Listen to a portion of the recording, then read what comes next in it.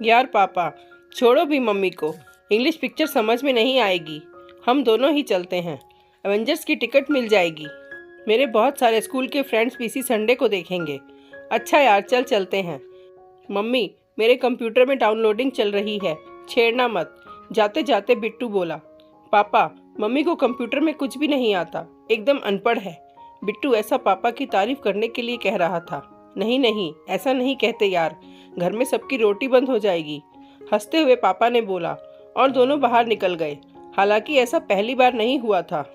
बिट्टू की क्लास में बिट्टू के फ्रेंड्स अक्सर नई आई इंग्लिश फिल्म की बातें करते तो बिट्टू भी जिद करके अपने पापा को साथ ले जाता था।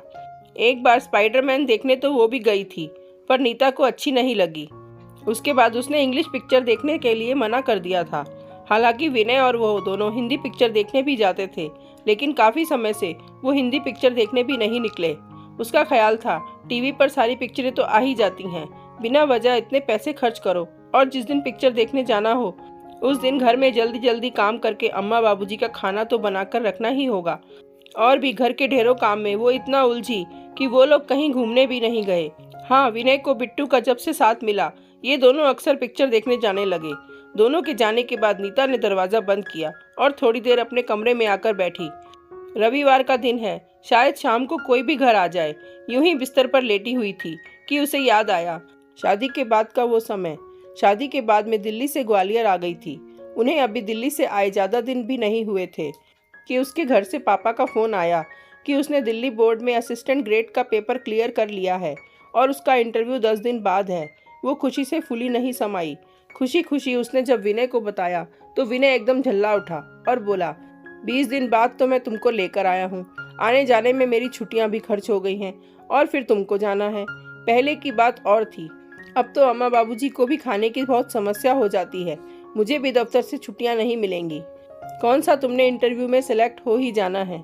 लगभग गिड़गिड़ाते हुए नीता ने कहा, रिटन एग्ज़ाम मुश्किल होता है, इंटरव्यू में तो मैं सिलेक्ट हो ही जाऊंगी। यूं भी मेरे पापा के जानकार लोग भी बहुत हैं, एक बार मुझे इंटरव्यू देने जाने तो दो। नहीं भाई, मुश्किल हो जाएगी। शादी के बाद मैं ग्वालियर और तुम दिल्ली, यहाँ खाना पीना रहना, माँ अलग लड़ेगी। छोड़ो। कितनी मेहनत करी थी उसने इस पेपर को क्लियर करने के लिए। लगभग 10-10 घंटे तक पढ़ी थी। जनरल नॉलेज की हर चीज़ उसके टिप्स पर थी। धीरे धीरे समय बीतता गया और वो भी बिट्टू के बाद में व्यस्त ही होती चली गई। ऐसा नहीं कि उसको जीवन में कोई कमी थी। विनय और उसके माता पिता सब उसको बहुत प्यार करते थे, लेकिन फिर भी बिट्टू के बाद गृहस्थी में ऐसी उलझी कि बाहर क्या चल रहा है इन सब चीज़ों से कटती चली गई। इस 18 साल के समय में इतना बदलाव आया कि हर काम कंप्यूटर से होने लगा। हर बिल की पेमेंट कंप्यूटर से होती थी। कहीं जाना हो तो ओला या उबर के लिए भी मोबाइल से ही सब काम हो जाता था। अभी पिछले साल तक तो उसके पास स्मार्टफोन भी नहीं था और उसे कोई ज़रूरत भी महसूस नहीं हुई। ये तो बिट्टू जब 9th में आया तो उसने जिद करके नीता को स्मार्टफोन दिलवाया। असल में तो ज़्यादा टाइम वो फ़ोन बिट्टू के काम ही आता था। व्हाट्सएप ग्रुप में बिट्टू के ही दोस्त ज़्यादा मैसेज भेजते थे, लेकिन आज बिट्टू का उसे यूं अनपढ़ बोलना उसे अंदर तक दुख दे रहा था। यदि उसने दिल्ली में नौकरी ज्वाइन कर ली होती तो आज शायद वो अफसर बन के विनय से भी ज़्यादा कमा रही होती, तब उसे कोई अनपढ़ कह सकता था। लेकिन तभी घड़ी पर उसकी नज़र गई। 5:30 हो गए थे। उसे शाम की चाय भी बनानी थी। उसने नौकरी ज्वाइन नहीं की तो कोई बात नहीं, लेकिन उसने अपने आप को अपडेट भी तो नहीं करा, तो इसमें गलती किसकी है। खाली समय में वो बैठे बैठे सिर्फ सीरियल ही देखती रही। चाहती तो वो कुछ और भी कर सकती थी ताकि अनपढ़ ना लगे। उसने खुद को शीशे में देखा। वास्तव में ही वो बेडौल और अनपढ़ लग रही थी। उसने अपना मोबाइल उठाया, गूगल करके नज़दीकी योगा सेंटर सर्च करे और साथ ही ये भी देखा कि कंप्यूटर क्लासेस कहाँ लगती हैं।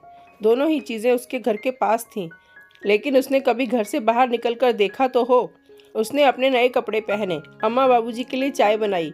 खाना तो शायद बिट्टू और विनय बाहर ही खाकर आएंगे और उसके खाने के लिए कुछ लाएंगे भी।